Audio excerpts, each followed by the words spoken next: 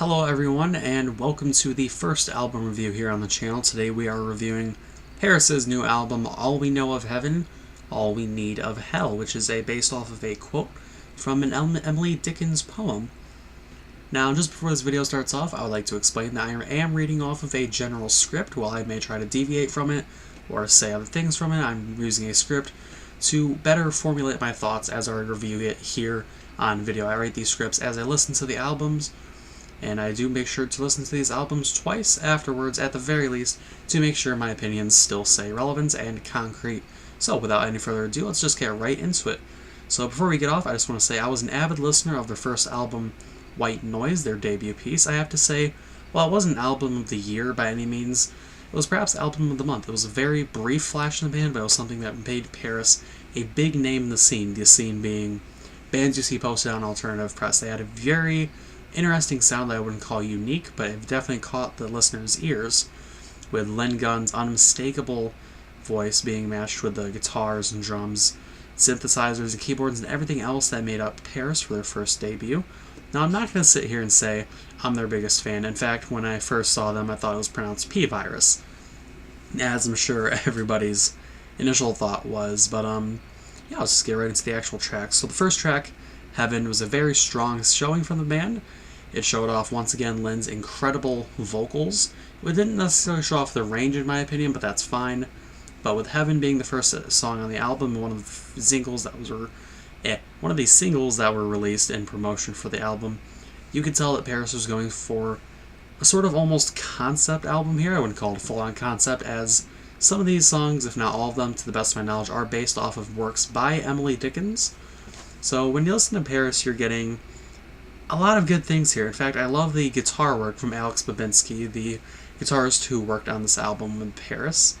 And in my opinion, there's no major flaws here, but I do gotta say my only real gripe with this song is the bass guitar kind of gets lost in everything, as it unfortunately does with a lot of songs, but you know, that's fine. Now, the second track, Half, feels more constant in tone, even with the bridge towards the end, where bridges seem to deviate from the sound. Half here decided to just keep up with it, and I think that's very good for a song. Of course, this song, while not being a standout on the song, in fact, I'd probably place it in the bottom 3 for the whole album in general, I had to say it generally sets the entire tone that keeps up with the rest of the length EP here.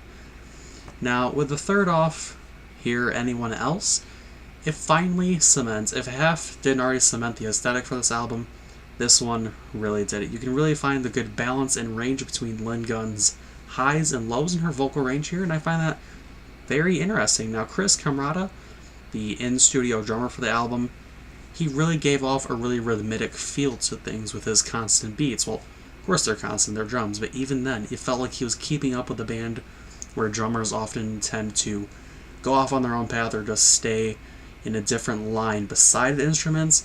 Chris here, I should say, seemed to kind of stay with the band while at the same time lead the charge here on this track. It's a kind of vibey song that from start to finish it makes you just want to sit down and sway, or hell, you're getting up and you're swaying with it, you're dancing, you're doing some kind of motion, because this song is just something that really keeps with you and makes sure you're not just sitting there with nothing to do. But then we get into the fourth track, Walked, What's Wrong. Now, when I first heard this song, I was heavily put off with going from Heaven to this song. It just seemed rather off and displaced, maybe even disjointed compared to the other single. However, with it being the second single, that's to be expected, I suppose. Of course, for the second and listen and then beyond, it still felt really out of place here, and I'm not saying that it's a bad song. I don't like to really believe in bad songs, because I like to believe that an artist, for the most part, likes to put out songs that are properties of their mind and such, and therefore are good in the sense that they put effort into this song, that they made sure this was a good one. But it just doesn't feel right with this album. It kind of feels like a sequel song that could have belonged on the deluxe edition to White Noise. It doesn't feel like Pvris has grown with this track as they have with all the other tracks here. With the fifth track, Walk Alone, we're finally coming into completely fresh song content, that being no songs that were released in promotion for launch or preview of the album here. And, well, again, we're running into the problem where it feels like the song belongs back on White Noise.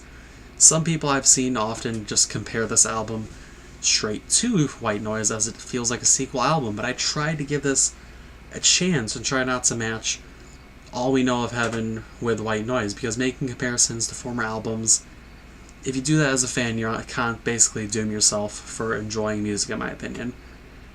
Some of these songs seem to drag on, and Walk Alone really seems to do this more so than any other, and that really makes me sad, because I want to appreciate this song. I want to feel like it's a good one, but when it does spit bits like this, where it's sprinkling in repeats of lyrics and instrumentals, it just feels so forced, like you're just trying to add content to the song to prolong it and keep it going for pure time on the song. I'm not sure if I'm all for that. Now, Same Soul, to me, I can't tell if I just don't like the song, if I just don't vibe with it. It feels out of place on this record and in general. It just seems like a filler song. While, again, I imagine Lynn Gunn and the rest of the band put their high efforts into this, it just doesn't feel like a song that I can enjoy here.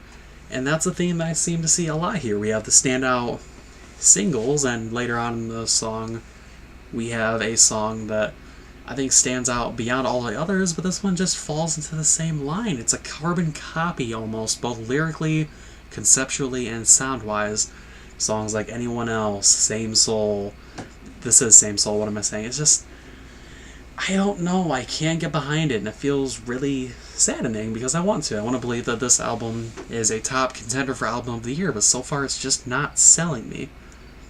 Now, with the song Winter, the song was released as a single, a visualette. I enjoy this one because it employs, I should say. I'm stuttering a lot in this review, I'm so sorry. The pure vibe of this album. I'm using this word so much because I'm trying to get forward that this is a record very much focused on feelings and evoking feelings from the listener, trying to evoke thoughts. Like, what is the concept they're trying to get across here? Winter perfectly captures this. Makes this album seem like it's a dimly lit corridor. You can see what's going on, but in the darkness you don't know what's happening. You don't know what's going on behind the scenes, what's going on with the writers and such. It's really interesting to listen here, and I gotta say, kudos to Pvris for doing a song like Winter. It's nothing standout, but on this record it stands out from the others. Now, if we're really talking about standouts here, the 8th track, No Mercy, it feels heavy for a Pvris song. I'm not going to sit here and say that Pvris is a slow band by any means, but I really enjoyed the song as it was more faster paced, more hard hitting, and with that chorus just belting out the lyrics, show me no mercy. I heavily enjoyed that from the lead singer here. The guitar is perfectly matched with the voice. Again, the bass guitar kind of got lost, but the synths were just on point here. I was loving it. The energy was just so perfectly employed here. Now, Separate, with a bright spot just before it, Separate is another unfortunate step backwards. I feel like I've already heard this song in pieces like Half, Same Soul, and I try to appreciate the constant theming here and ongoing concept, but I just can't get behind it. It feels like another copy, another piece of a puzzle that's just like the other one, but it fits over here instead of over there. I just have nothing special to say about it. It's just and this is also the 3rd or 4th song here with a fading outro, which, I'm using this word again, but it's just repetitive and not special to me. I'm sorry, Pvris. I'm sorry, Lynn, but with this song it feels like you just tried to do the same thing over and over, but tried to add a new layer to it while at the same time making sure that layer was still connected to the previous one. Which would make or break a good album, and unfortunately right here it's breaking it. And finally we have the song NOLA 1. It's a perfect closer. I'm going to give it that. It doesn't go on for too long, doesn't try anything too insane, and it stays at a constant pacing, and it really brings things to a full close, bringing in everything together and closing the album. Now, do I love this album by any means? No. Do I hate it by any means? Also no, but I'm not going to put it in my top 10 albums of this year. It was one of my most anticipated releases, but unfortunately I have to say that Pvris falls very short with this. As far as ratings go on this channel, I like to do everything from a 1 to 100 scale instead of the 1 to 10 scale, because that feels very confined and such.